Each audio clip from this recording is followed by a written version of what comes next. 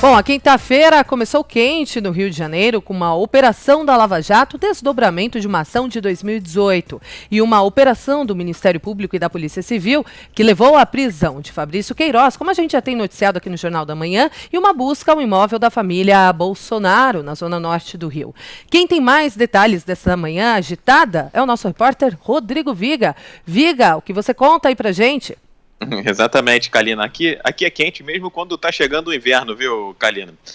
Nós temos operações acontecendo que envolvem o Rio de Janeiro e no Rio de Janeiro, diligências da Polícia Federal em bairros da Zona Sul e também da Zona Oeste do Rio de Janeiro, mas bairros nobres, visitando endereços nobres de pessoas que teriam ligação com a Petrobras ou que fizeram negócios com a Petrobras no passado. É o desdobramento da Operação Sem Limite, datada de 2018, que trata justamente da compra e venda de petróleo, fretamento de navios, e aí rolava aquela propina, aquela corrupção que marcou a história do Petrolão dentro da empresa brasileira de petróleo. Diligências ainda estão em andamento por aqui, mais detalhes sobre essa Operação Sem Limite, desdobramento da operação original, a cabeça em 2018, ao longo da nossa programação. E talvez a notícia mais agitada da manhã desta quinta-feira, a prisão de Fabrício Queiroz aí em Atibaia,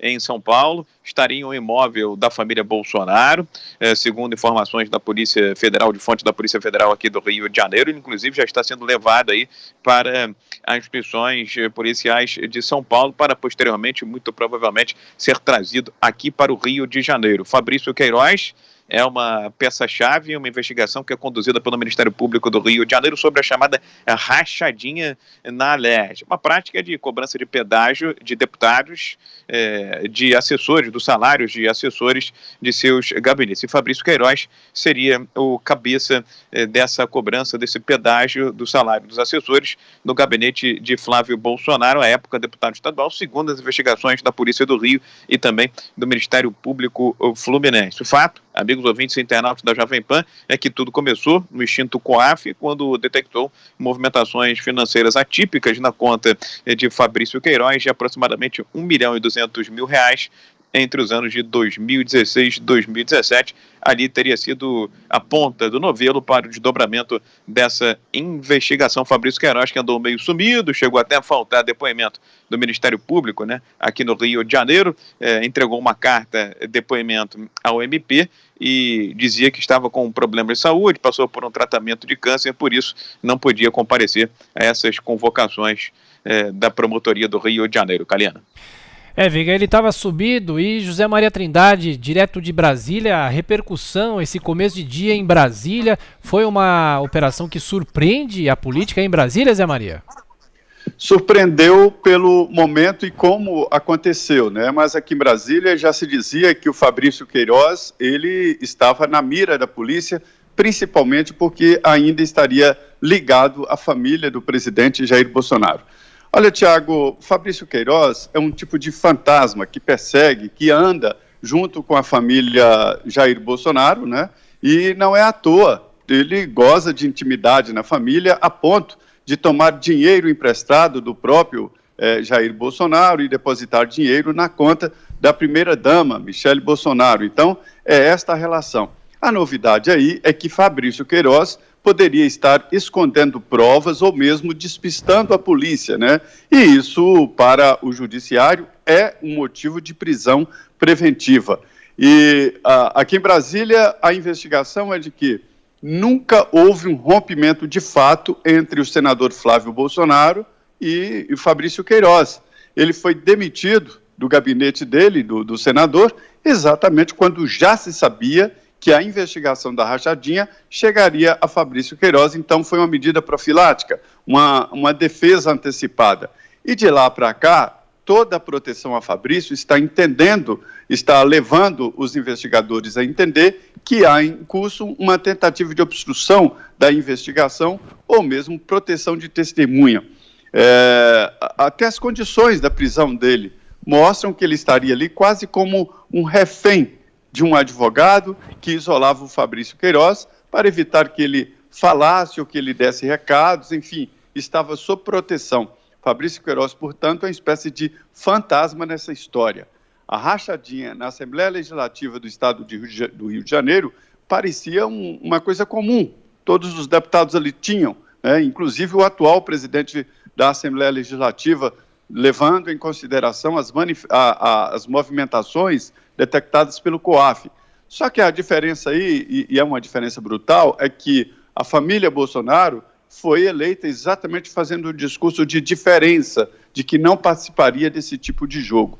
De qualquer maneira, Fabrício Queiroz permanece como um grande fantasma. Através dessa prisão, é possível, inclusive, que ele participe de uma delação premiada, aí a situação seria esclarecida. O papel dele e o papel de cada um dos funcionários nomeados, inclusive funcionários ligados a milicianos no Rio de Janeiro.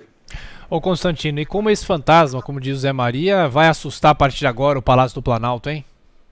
Vai assustar sim, Tiago, e acho que mais do que fantasma até, eu prefiro a metáfora que eu já usei no passado, quando esse assunto estava também em pauta, de que ele é um fio desencapado, né? Ele realmente representa ali uma tensão grande, porque como o Zé Maria lembrou bem, essas rachadinhas nos gabinetes da Alerj era a coisa mais comum do mundo, e tanto que no COAF ali, quando detectaram movimentações suspeitas, a dele era em torno de 1,2 milhão, né, na conta do Flávio, enquanto que outros lá era uma magnitude, às vezes, 10 vezes maior, né? Então, assim, o grande problema que eu vejo é que, primeiro, a família Bolsonaro sempre teve uma narrativa muito dura em relação à ética, e isso deveria fazer com que agissem de forma diferente. E segundo, é que muita gente fala, mas se for só isso, né, entre aspas, se for só a questão da rachadinha, por que não vai para o sacrifício, assume o mal feito ou o desvio, né, e ponto. Então, a suspeita que fica no ar, Tiago, é que talvez tenha muito mais coisa por trás. Então, é muito estranho, realmente, e muito suspeito que ele tenha sido encontrado na casa do advogado, que pertence ao advogado do próprio Flávio. Isso mostra que há uma conexão ainda muito próxima e alguma coisa muito esquisita no ar. Então, para o bem do Brasil, isso tem que ser investigado a fundo e esclarecido o quanto antes. Augusto, precisa ver o que ele vai falar a partir de agora, né? Exatamente. Eu disse desde o primeiro dia, que esse caso em que o nome Queiroz aí foi citado, eu disse o seguinte, que o senador, então eleito, né, Flávio Bolsonaro, deveria admitir que tinha que havia essa prática no gabinete dele, deveria dizer que essa prática é um vício nacional, isso acontece em todas as câmaras de vereadores, acontece em todos os gabinetes de deputados, ou praticamente todos, estaduais e federais. Dito isso, ele deveria dizer que estava arrependido, devolvido o dinheiro, e pedido que todos fossem investigados. Que, por exemplo, quem mais ganhou dinheiro na rachadinha do Rio, quem mais movimentou é o atual presidente da Assembleia. Ao não fazer isso, ele entrou naquela história de não seguir o conselho dado pelo Lula, que ele próprio, Lula, não segue. Você conta a primeira mentira, tem de contar a segunda para explicar a primeira, depois uma terceira e assim sucessivamente. Agora esse caso vai ser esclarecido e é muito provável que se encontre pelo menos as evidências de que houve a rachadinha no gabinete dele. O problema, como disse o Rodrigo, é o que vem depois, ou o que ainda não se sabe. E para fechar essa rodada de informação com opinião, aqui no Jornal da Manhã, Rodrigo Viga, no Rio de Janeiro, a repercussão na política local aí do Rio, na Alerj, o que pode acontecer a partir de agora, hein, Viga? A Alerj, enfim, ela está com o filme bastante queimado, né, meu caro Tiago? Então acho que dali não vai sair nenhum pronunciamento que possa agravar ou acrescentar algum tipo de ingrediente a essa investigação, até porque muitos parlamentares que foram e são investigados pela prática da rachadinha ainda estão ali presentes, militando e trabalhando dentro do Parlamento do Rio de Janeiro, que hoje começa, inclusive, a trabalhar em cima do processo de impeachment do governador do Rio de Janeiro, Wilson Witzel. O fato, meu caro Tiago, ouvintes internos da Jovem Pan, que o Ministério Público do Rio de Janeiro fez de tudo para que esse caso permanecesse por aqui, embora a defesa de Flávio Bolsonaro tenha tentado ou barrar, ou anular, ou levar para uma outra esfera essa investigação da rachadinha na Alerj. E há de se lembrar também que a Justiça Eleitoral e o Ministério Público do Rio de Janeiro estão apurando uma outra suspeita envolvendo o senador Flávio Bolsonaro, que diz respeito a um eventual crime eleitoral